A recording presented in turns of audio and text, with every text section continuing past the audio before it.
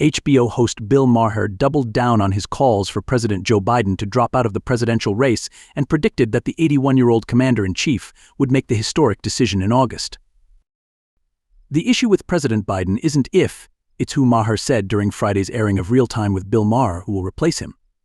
Because he is not going to be the Democrats' candidate for president in 2024, all due respect.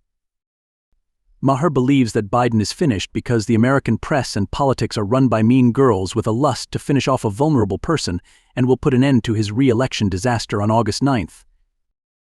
HBO host Bill Maher doubled down on his calls for President Joe Biden to drop out of the presidential race and predicted that the 81-year-old commander-in-chief will make the historic decision in August. Real Time with Bill Maher YouTube. Biden is toast. The walls will keep crumbling and my pick in the office pool for when he gives it up is August 9th, Maher said. The symbolic date marks the 50th anniversary of when Richard Nixon became the first and only U.S. president to resign from office. Nixon vacated the Oval Office in 1974 after his role in the Watergate scandal was revealed, handing the presidency over to his then Vice President Gerald Ford.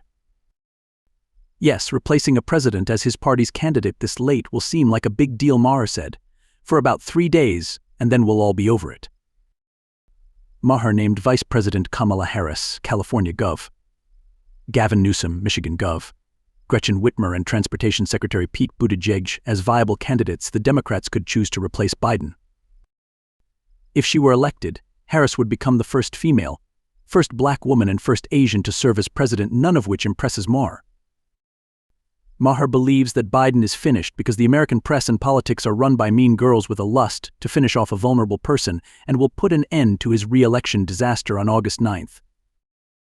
I don't vote for who will be the first, I vote for who would win, and for whatever reason, Harris has never been popular, Maher said before ripping on Harris' failed presidential campaign 4 years ago. You can count the number of delegates she won in the 2020 primaries on one hand, as long as that hand has no fingers. In 3 years as vice president, she has been quieter than an electric car.